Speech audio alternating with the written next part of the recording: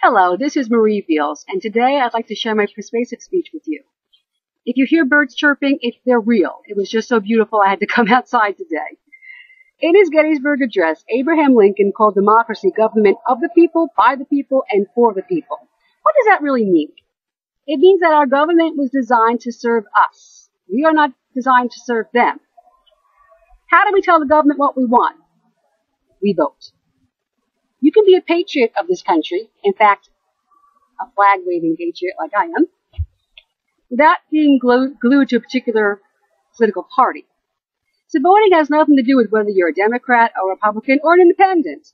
If you are of legal age and fit the requirements, and you have any stake at all in the future of this country, you can vote, and you should vote. If you already vote, and you intend to vote this year in the presidential election in November, that's awesome. Thank you very much. Tell all your friends and bring as many people as you can with you to the polls.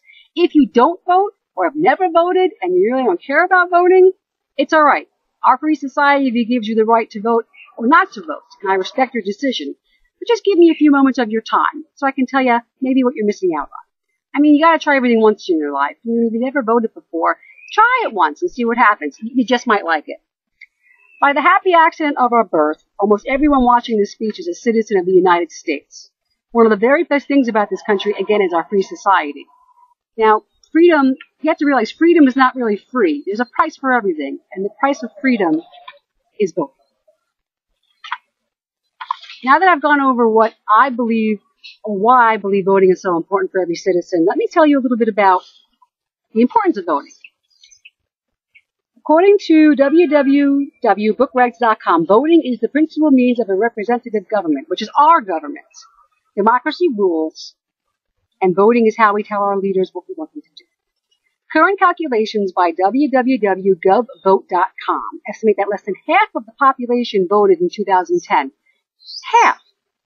More people have voted on American Idol for glorified karaoke singers than who voted for the President of the United States, the most powerful nation in the world, still, even though China is really, really close. Can you believe that people in this country cared more about who got the next record contract than who rules the country? Kind of weird, but at this rate, the government is only representing half of the citizens. Half! Which half are you in? Are you being represented, or are you watching American Idol? The U.S. Census Bureau's website lists voting demographics for the November 2010 election, and you can look up demographics by race, creed, employment, age, whatever you can imagine. I'm going to give you some basic ones today, just so you know what's going on. Of all men age 18 and up, no matter what their religion, 58% have registered to vote, and 41% actually voted in 2010. Of females age 18 and up, 62% have registered, and 43% voted. Now you understand maybe why the women's issues are more important than the men's, because statistically, women vote more. These are the people the politicians are chasing after. I'd like to go over some common reasons for voting. What can voting accomplish? Quite a lot, according to a www.about.com. First of all, voting gives you the opportunity to have a say in how your money is being spent and who is going to make the decisions that are going to directly affect you and your family. Secondly, voting gives you a sense of kinship with other citizens who think and feel the same way you do. For example, I live by Milford, Pennsylvania. It's a very small Norman Rockwell kind of town in the Poconos, and voting is an event. All the churches hold luncheons, and the senior citizens offer shuttles for voting back and forth shuttles for inbound for citizens who don't drive and for the older folk, and it's actually made into like a holiday. It's an event, and it should be an event. It should be a national holiday, actually, not just a holiday to have off to, not go to school and work and stuff, but it's an event. It's an important event. And I love to see that how my little hometown still treats it as one. So, besides giving you a vote on what's going on in the government, I think one of the most important things voting does is actually it tells your politicians how you want your money spent. And it all comes down to money. And that's probably the most important thing, I think, why we should vote. Because you get to see how your tax dollars get spent, hopefully on things that interest you and your family. So how important is one vote? It's something you probably hear all the time. One vote doesn't really matter. My vote doesn't count. It's not true. History has many instances where one vote has made a difference. And I'm going to share 3 with you today. In 1941, the Selective Service Act, or the draft, was passed by just one vote. 3 weeks later, they had Pearl Harbor.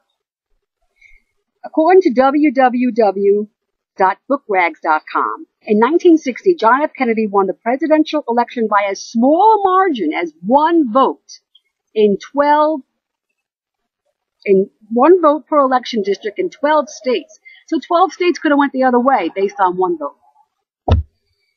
That was from bookrags.com. www.learn-usa.com says that in 1962, the governors of Maine, Rhode Island, and North Dakota were all elected by a margin of one vote per precinct. Now that we know how important one vote can be, let's see who can and can't vote in Pennsylvania. Because believe it or not, the Constitution doesn't give anybody the right to vote. However, it does remove barriers to voting by women, men of race, and naturalized citizens who have come as immigrants and gotten their citizenship later. The individual states instead set up the rules for each state. They are more or less similar, but there are some differences. But today we're going to focus on the Pennsylvania rules. Now, according to www.votespa.com, to register to vote in Pennsylvania, you have to be a citizen of the United States for at least a month, a resident of Pennsylvania in the district you plan to vote in for at least 30 days prior to the election, and you must be 18 years of age or older by the day of the election.